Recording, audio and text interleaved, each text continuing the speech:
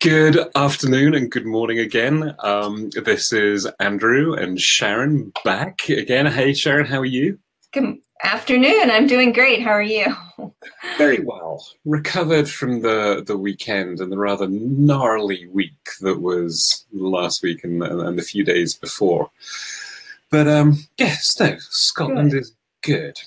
It's snowing. What's it like in California? Well, I'm going to say it's cold, but, it's cold for California, not necessarily cold for the rest of the country or the rest of the world. But yesterday, the couple days, it was like 42, 43 in the morning. But it's beautiful and sunny, and the sky is like blue as blue can be. So it doesn't really matter that it's cold because it feels great.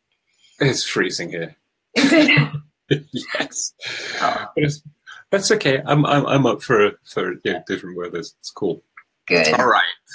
I'm super stoked for this week because it's the fourth and final week of the promotion. And thank you, by the way, Sharon, for sponsoring the Music to Grieve to list over this month. It's been a really enjoyable experience, but also massively educational. But this week we're talking about part 4 of the How to Heal Yourself When You Are Grieving online course, and it's the spiritual aspect. Dun dun dun. Yes, So, I know. I know.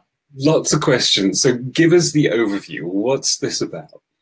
Well, the overview would be that, no matter what you believe, and again, this part is not religious in any way, and it's not pointing to anything in particular. You could believe in nothing and still get something out of this part of the course. But, we all have certain beliefs, even if it is believing in nothing, about life and what comes next or what doesn't come next. And, when you have a significant loss in your life, you are affected by that, regardless of your beliefs. And so it's kind of important to sort of step back and take some inventory of, how are my spiritual beliefs or lack of spiritual beliefs getting affected by the loss? Because if you don't deal with that in conjunction with the physical and the emotional, it can make your moving through your grief much more difficult. So recognizing those beliefs is really, really important during this time. So flesh that out for me a little more. So let's do a classic, North America Christian person coming in, and this is the norm. Right. Church. This is very much the last few hundred years of America anyway. So they come in, and when you talk about spiritual, what does that mean to them? It could mean a number of things. It could be belief in something bigger than yourself, whether you want to call it God or Buddha or the universe. Grief, especially when you lose somebody that you love, can send that into a tailspin as well. And for example, you may start to question life. There is no God. If there was a God, they would not have taken my loved one away from me, or, things to that effect. You could become angry. It could affect you, in many, many different ways. You may lose your sense of hope, and, maybe hope doesn't sound like a spiritual thing, but believing in hope and being grateful for your life, those things can change as well. It's like, I don't believe in hope anymore. I don't have any gratitude because now my life, sucks and everything is terrible. And so, the way that your loss affects you in those areas is so important. In other areas, such as your intuitive capabilities, because we all have intuitive abilities, it may become heightened, and you may start to wonder, am I going crazy? I just smelled, grandpa's cigar, and it's like, what's going on here? That can't be right. And so you start to question those things as well. So I think addressing them and dealing with them head on is really important, because accepting and acknowledging what you're going through is another step in healing and, moving through your grief in one piece rather than fighting it and avoiding it. So the spiritual component is very, very important.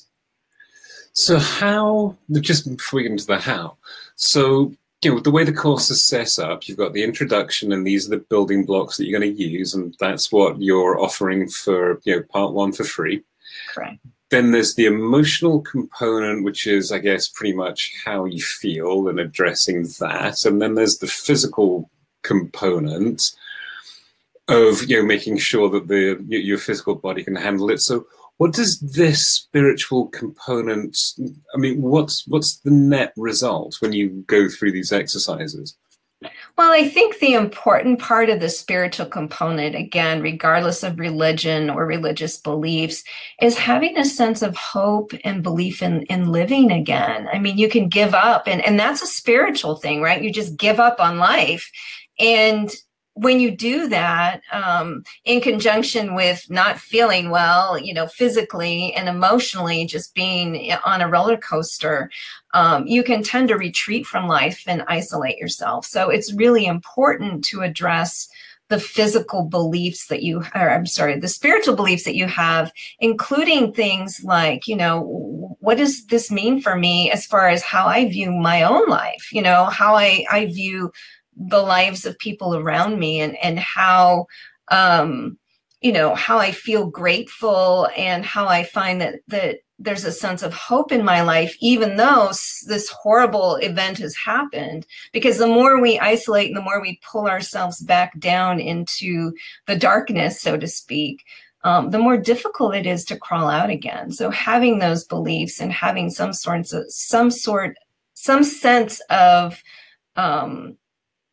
there is something bigger than me, because we lose control when somebody dies, right? We have no control. And I think that's a big reminder to people, is that I have no control over not only my loved one's life, but now I have no control over my own life. I may think I do, but I don't.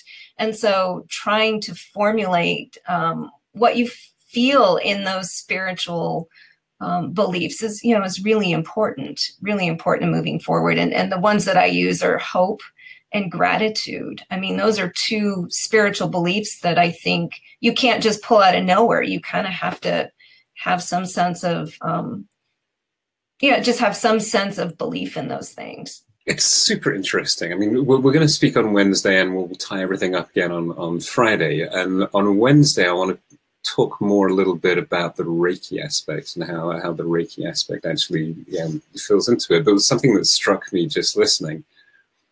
It's, you know, how you feel, you know, is almost a reflection of what has happened in the past. I mean, it's the past events, make up how you feel.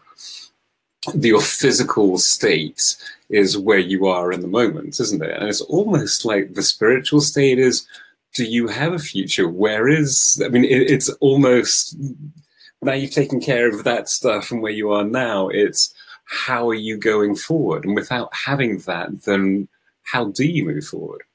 Right. You know, why did this happen to me? Why would the universe bring me this tragedy? Or why would they take away someone who is so good and loving? I mean, we see that all the time. We just turn on the news and those things happen. It can really give you a sense of, you know, feeling discouraged and giving up and sadness. And so on top of that, it's important to address, you know, what do I believe? You know, what are my beliefs? And without that, your sense of isolation really can pull you into a place that isn't healthy for you, spiritually, emotionally, and physically, because they all tie together. Right. It's brilliant.